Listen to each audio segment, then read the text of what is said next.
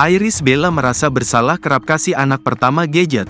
Iris Bella menceritakan soal perkembangan putra pertamanya, Air Rumi yang alami keterlambatan bicara atau speech delay. Pada kesempatan itu, Iris Bella mengungkapkan faktor pemicu Air Rumi mengalami speech delay. Abang Air itu lahir di masa pandemi, dan anak yang lahir di masa pandemi memang telat bicaranya. Jadi sedang terapi dan mentoring juga, kata Iris Bella. Selain itu, Iris mengakui kesalahannya terkait merawat sang putra. Dikatakan Iris, ia memang kurang informasi terkait perkembangan anak, terlebih Air Rumi adalah anak pertama. Ibel sapaannya, Sa itu tak mempertimbangkan efek samping kerap memberikan gadget untuk anaknya.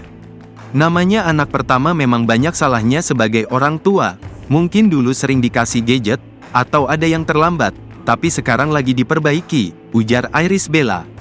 Dari kesalahannya itu, Ibel mengatakan jika tumbuh kembang anak tergantung dengan pengetahuan orang tuanya.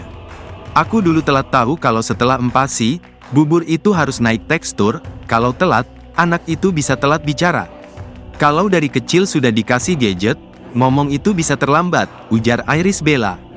Oleh karena itu, ia menyebut orang tua perlu belajar terus demi perkembangan anak-anaknya. Jadi menurut aku kalau perkembangan bagus, harus orang tuanya yang sering belajar, sering update, konsultasi juga, pungkasnya.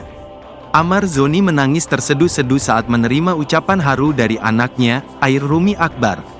Mantan suami Iris Bella itu ternyata mendapatkan video ucapan selamat Hari Ayah. Itu kami hadirkan untuk alat bukti tentang Amar Zoni. Ini punya anak 2 orang, pas bukti anaknya Air mengucapkan Hari Ayah, kata John Matias, pengacara Amar Zoni, Jumat, tanggal 7 Juni tahun 2024.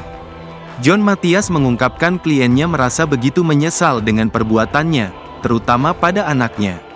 Amar menangis terseduh-seduh karena bersalah besar ke anaknya karena perbuatan penyalahgunaan narkoba untuk dirinya sendiri, ujar John Matias. Lebih lanjut, John menambahkan bahwa Amar Zoni sudah hampir 1 tahun tak bertemu dengan anak. Hampir 8 bulan, tidak bertemu anak, lah, ujarnya lagi.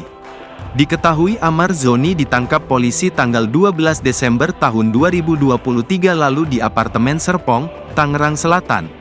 Dalam penangkapan tersebut, polisi mengamankan barang bukti sabu dengan berat kurang lebih 1 gram. Atas perbuatannya, Amar Zoni didakwa pasal 114 ayat 1 UU nomor 35 tahun 2009 tentang narkotika. Selain itu, ia juga dikenakan pasal 112 ayat 1 UU nomor 35 tahun 2009 tentang narkotika dan kedua pasal 111 ayat 1 UU nomor 35 tahun 2009.